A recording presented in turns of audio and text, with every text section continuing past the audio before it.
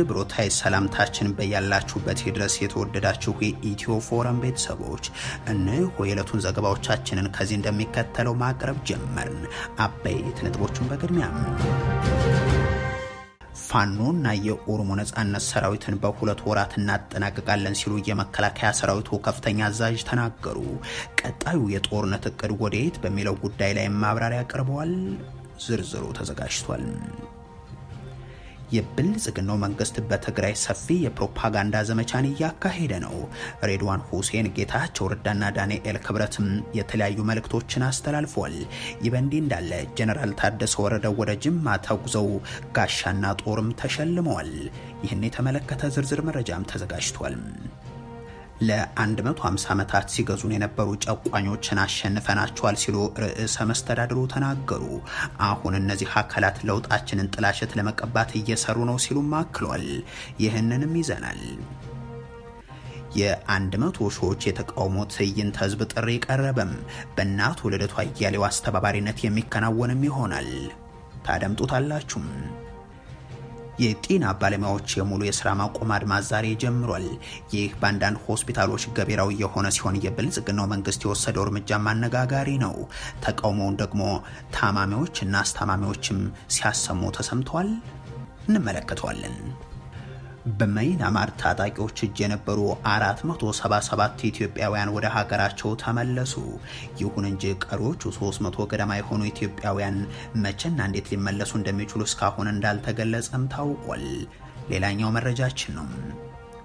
ፕሬዚደንት ቭላዲሚር ፑቲን ሩሲያ ብሔራዊ ጥቅምን ከማክበር ጋር በተያያዘ ከአሜሪካ ምላሽ እየጠበቀች ስለመሆኑ ገለጹ። የተወደዳችሁ የኢትዮ ፎረም ቤተሰቦች አብራችሁን ስትቆዩ እነዚህንና ሌሎችን መረጃዎችን ሰማላችሁ። ሰናይ ቆይታ ይሁንላችሁ።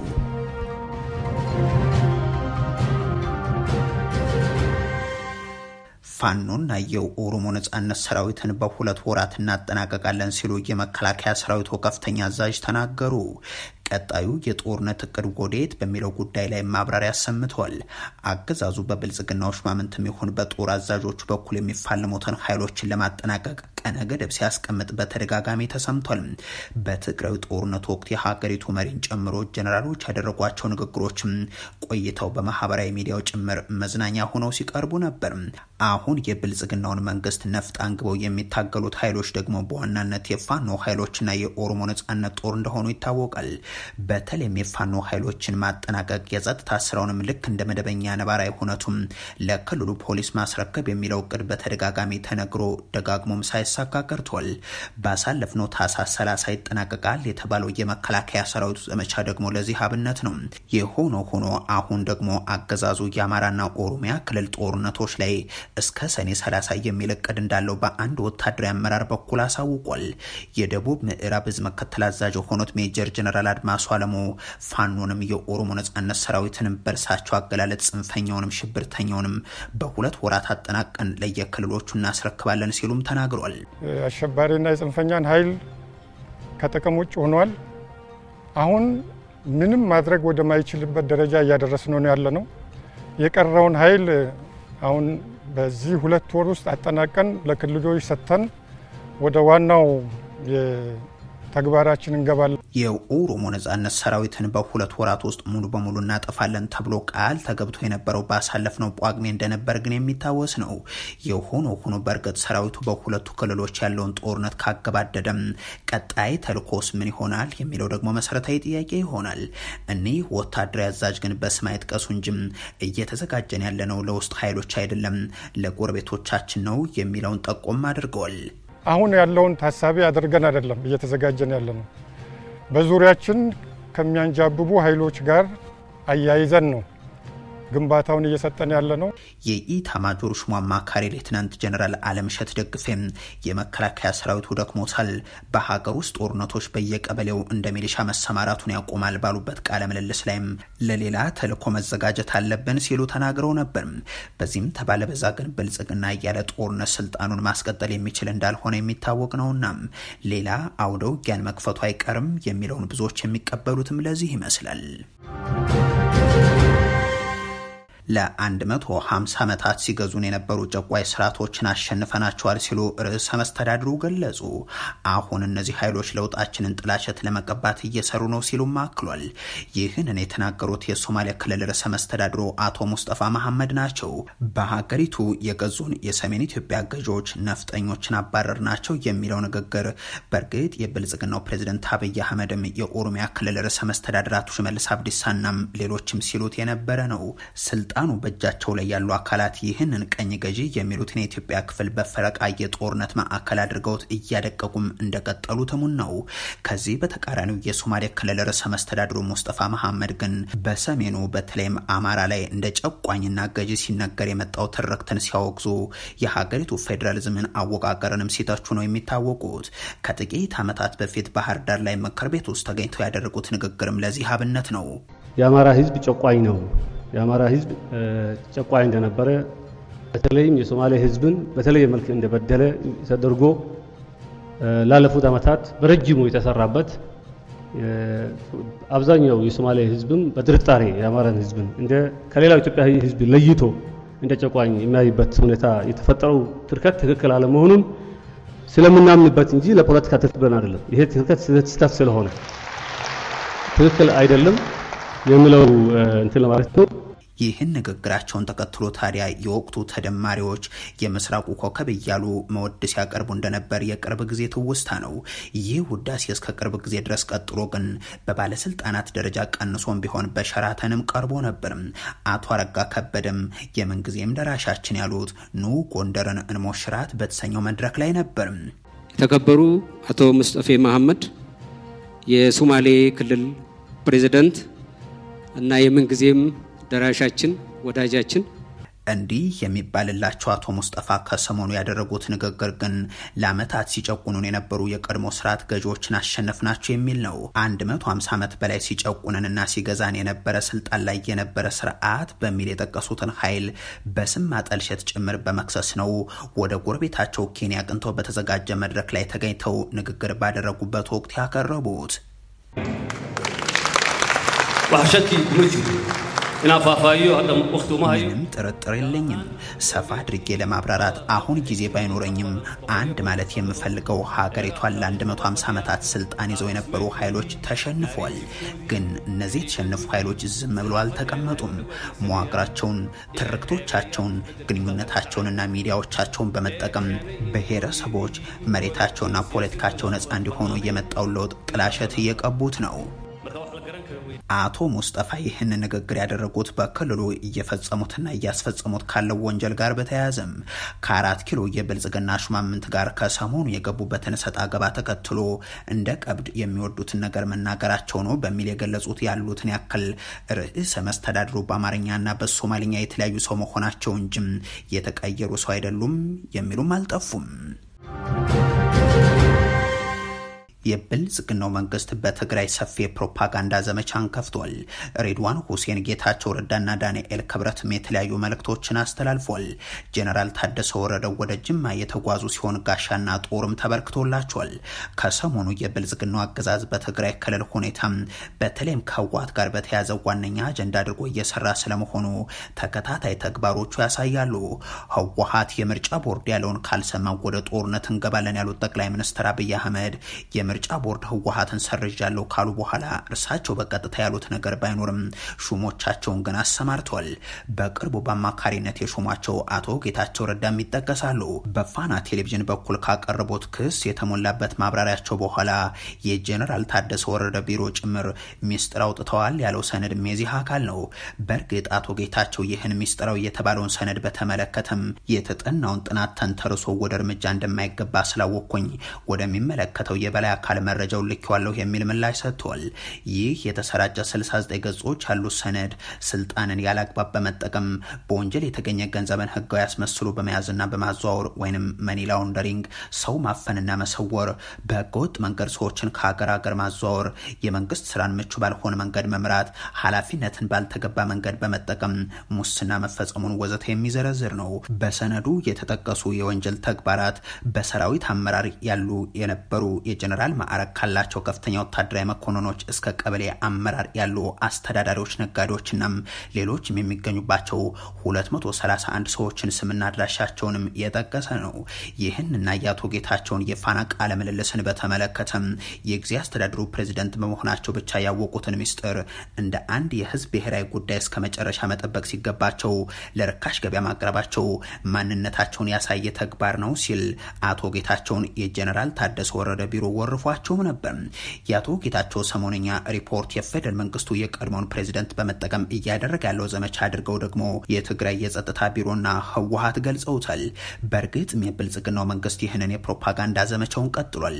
አቶ ጌታቸውን በድጋሚ የደህንነት ሹሙ ሬድዋን ሁሴንን አጅበው በብልጽግናው ልሳናት የስምምነቱ አደናቃፊ ህወሓት የሚል ማብራሪያን እንዲያቀርቡ ተደርጓል።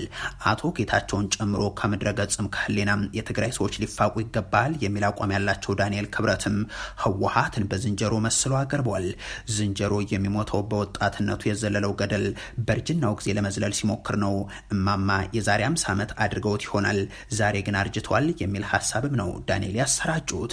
በእርግጥ እነዚህ ዘመቻዎች ያነጣጠሩት ህወሓት ላይ ወይንስ ልክ ከዛ አውዳሚ ጦርነት ዋዜማ በፊት እንደነበረው በህወሓት ሰበብ ትግራይ ላይ የሚለው ግን የበርካቶች ጥያቄ ነው።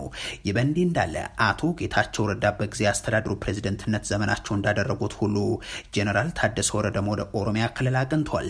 በጅማ በነበራቸው ቆይታም ጋሻና ጦር ተሸልመው የብልጽግናው ሹማምንትም ከቧቸው ሲያጨበጭቡ ታይቷል። ጀነራል ታደሰ ወረደ ከጅማ ጉዟቸው ባሻገር ወደ ባህር ዳር ያደርጉታል የተባለው ጉዞ ከተፈናቃዮች ጋር የተያያዘ ወይንስ ሌላ የሚለውን በተመለከተ ግን የመረጃው ባለቤት የሆኑት የብልጽግናው አገልጋዮች የጠቀሱት ነገር የለም። የጤና ባለሙያዎች ሙሉ የስራ ማቆም አድማ ዛሬ ጀምሯል። ታካሚዎችን በሰልፍ ጠይቀዋል። አንዳንድ ሆስፒታሎች ገቢራዊ ሆኖባቸዋል። ማህበሩ ደግሞ ጥያቄ ስለጠየቁ የታሰሩ ባለሙያዎች እንዲፈቱ እንደዚሁም ዛቻና ማስፈራሪያዎች እንዲቆሙ ጠይቋል።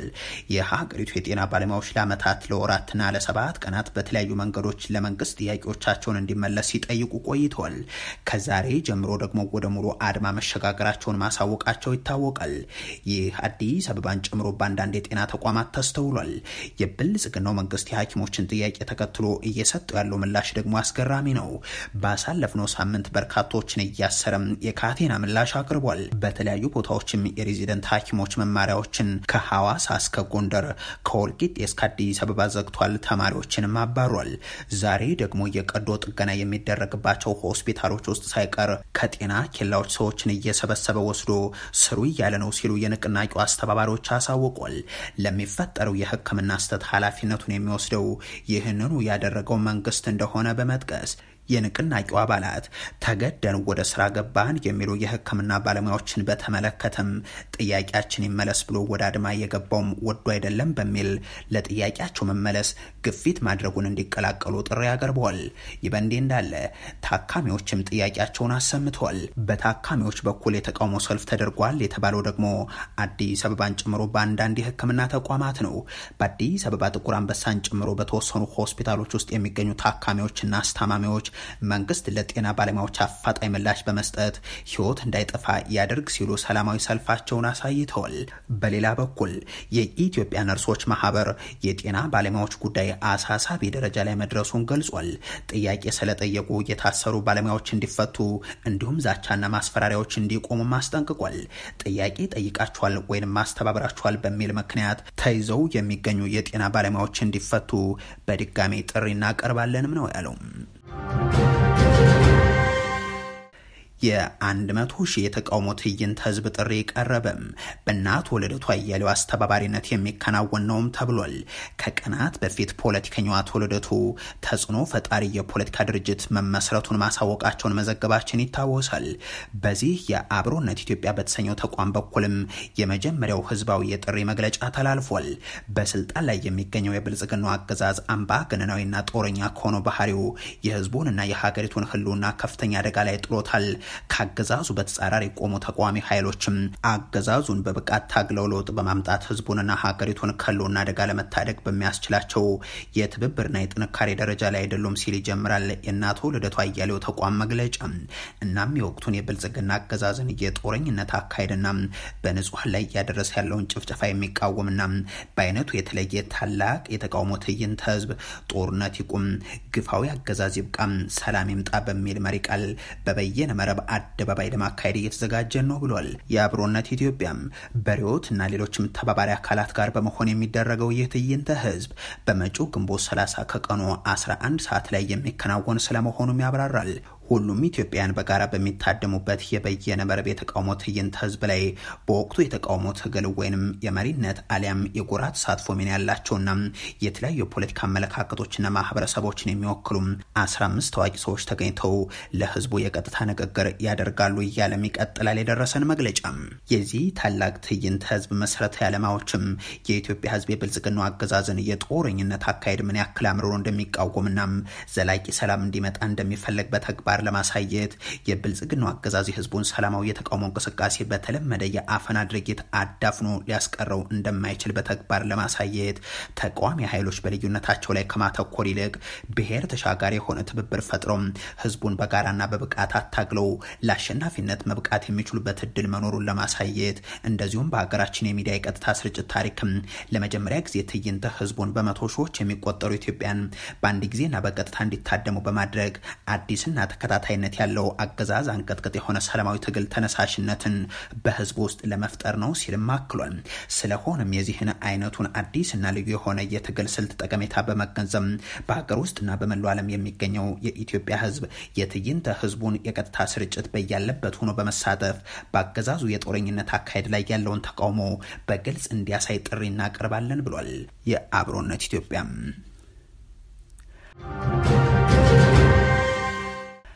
በማይናማር ታጣቂዎች እጅ የነበሩ 477 ኢትዮጵያን ወደ ሀገራቸው ተመለሱ።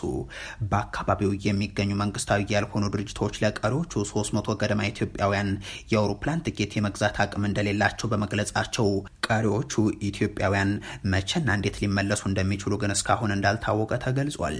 ከየካቲት ጀምሮ ለ3 ወራት ዲኬቢኤ እንደዚሁም ቢጂኤፍ በተባሉ ሁለት ታጣቂ ኃይሎች እጅ የቆዩት ኢትዮጵያውያን ወደ ሀገር መመለስ የጀመሩት ከሁለት ሳምንት በፊት ነበር። ታይላንድ ውስጥ ጥሩ ክፍያ ያለው ስራ እንደሚያገኙ ቃል ተገብቶላቸው ከሀገር የወጡት ኢትዮጵያውያን በታጣቂ ኃይሎች እጅ ከመውደቃቸው አስቀድሞ የሳይበር ወንጀል በሚፈጸምባቸው ካምፖች ውስጥ ለግዳጅ ሰራተኝነትና ለስቃይ ተዳርገውም ቆይተዋል። ካምፖች የሚገኝባቸው አካባቢዎች የሚቆጣጠሩ ታጣቂዎችም የካቲት ወር ላይ ተጎጆችን ማስወጣት የጀመሩ ሲሆን የተወሰኑ ኢትዮጵያን ደግሞ አመፀው በመውጣት በሌሎች ታጣቂዎች እጅ ገብተዋል። 3 ወራት በመጠለያ ውስጥ ከቆዩት መካከልም 751 ኢትዮጵያን ውስጥም ከግማሽ በላይ የሚሆኑት በሁለት ሳምንት ውስጥ የተመለሱት በህንድ ኒው ዴልሂ የሚገኘው ኤምባሲ የሀገሪቱ ዜጎች ምልሰት የሚያሳልጥ ተወካይን ወደ ታይላንድ መላኩን ተከትሎ ነው ተብሏል። ፑቲን ሩሲያ ብሔራዊ ጥቅምን ከማስከበር ጋር በተያያዘ ከአሜሪካ ምላሽ እንደምትጠብቅ ገለጹም። ፕሬዚደንቱን ጨምሮ አሜሪካና የአሜሪካ መሪዎች የራሳቸው ብሔራዊ ጥቅም አላቸው፣ እኛም የነርሱን ፍላጎት እናከብራለንም ብለዋል። የሩሲያው ፕሬዚደንት ቭላዲሚር ፑቲን ሀገራቸው አንዳቸው የሌላኛውን ብሔራዊ ጥቅም መከባበርን በተመለከተም ከአሜሪካ ምላሽ እየጠበቁ እንደሆነም በአጽንኦት ገልጿል። ፑቲን ከሩሲያው ጋዜጠኛ ጋር ባደረጉት ቃለ ምልልስ ይህንን ሀሳብ የሰነዘሩት የአሜሪካው ፕሬዚደንት ዶናልድ ትራምፕ ከፑቲን እና ከዩክሬን አቻቸው ቮሎዲሚር ዜሌንስኪ ጋር በዩክሬን የተኩስ አቁም ስምምነት ለማድረግ ለመነጋገር እቅድ እንደያዙ ባሳወቁበት ወቅት ነው። ዶናልድ ትራምፕ በቱርክ ኢስታንቡል በሩሲያና ዩክሬን መካከል ከፍተኛ ደረጃ ያለው የሰላም ድርድርን አመቻችተዋል። ሁለቱ ወገኖችም እያንዳንዳቸው 1000 የጦር እስረኞችን ለመለዋወጥና የእርቅ ስምምነት ለማድረግ ድርድሩን ለመቀጠልም ተስማምቷል። ይሁን እንጂ የሩሲያ ተወካዮች ያቀረቧቸው ቅድመ ሁኔታዎች ዘላቂ ሰላሙ እንዳይመጣ ሊገድቡ ይችላሉ የሚሉ ስጋቶችን አጭሯል። የተወደዳችሁ የኢትዮ ፎረም ቤተሰቦች ለዛሬ ያሉን መረጃዎች ይህን ይመስሉ ነበር። አበቃን። ቸር ያሰማን።